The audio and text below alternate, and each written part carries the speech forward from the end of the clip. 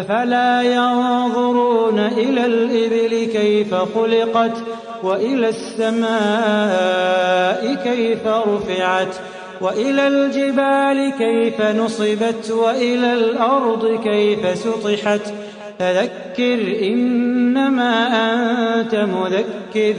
لست عليهم بمسيطر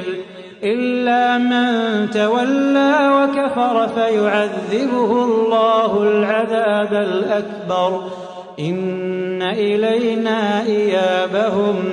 ثم إن علينا حسابهم.